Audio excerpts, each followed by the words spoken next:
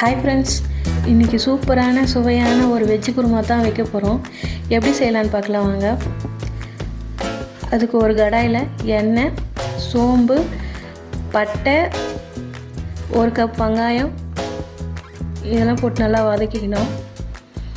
அதுக்கப்புறம் ஒரு கப் தக்காளி, கொஞ்சமாக கொத்தமல்லி, பச்சை மிளகா, கறிவேப்பிலை எல்லாம் போட்டு வதக்கிக்கலாம். அடுத்து நறுக்கின தேங்காய் எல்லாமே போட்டு வதக்கிடணும். அதுக்கப்புறம் 10 பல் பூண்டு, கொஞ்சமாக இஞ்சி எல்லாம் சேர்த்துக்கலாம் வாங்க. சேர்த்து இந்த மாதிரி வதக்கிட்டு ஒரு கைப்பிடி உப்பு,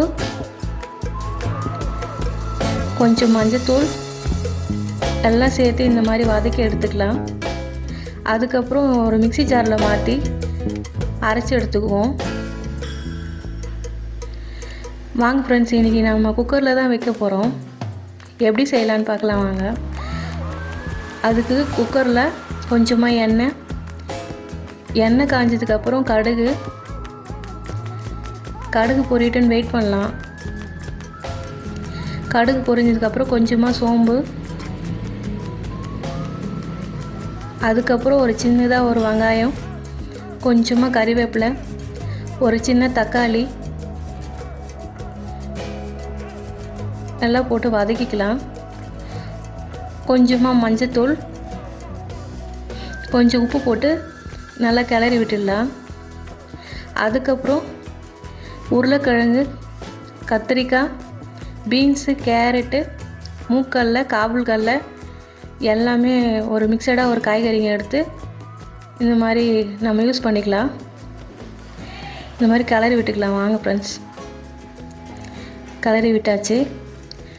அதுக்கப்புறம் அரைச்ச விழுது ஒன்றா சேர்த்து மிக்ஸ் பண்ணிக்கலாம். பாருங்கள் ஃப்ரெண்ட்ஸ், இந்த மாதிரி கிளறி விட்டுக்கணும். இந்த மாதிரி கிளறி விட்டுட்டு அதுக்கப்புறம் 3 டேபிள் ஸ்பூன் வீட்டில் அரைச்ச மிளகாய்த்தூள் கலந்துக்கலாம் வாங்க. இதுக்கு வேறு எந்த மசாலாவும் தேவையில்லை, வீட்டில் அரைச்ச மசாலா தூளே போதும்.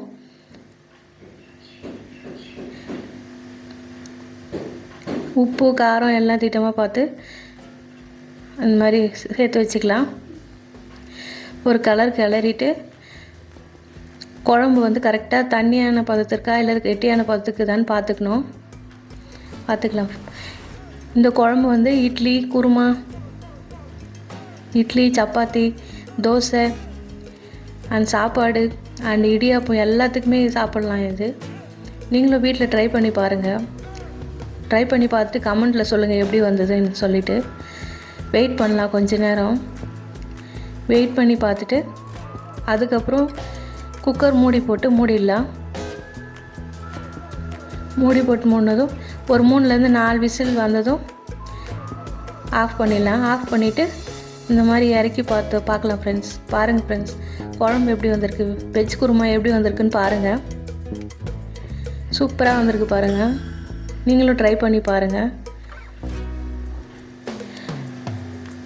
அவ்வளோதான் ஃப்ரெண்ட்ஸ், குழம்பு ரெடி. எங்கள் சேனல் பிடிச்சிருந்ததுன்னா லைக் பண்ணுங்கள், கமெண்ட் பண்ணுங்கள் அண்ட் ஷேர் பண்ணுங்கள் அண்ட் சப்ஸ்கிரைப் பண்ணுங்கள். ஓகே, பாய்.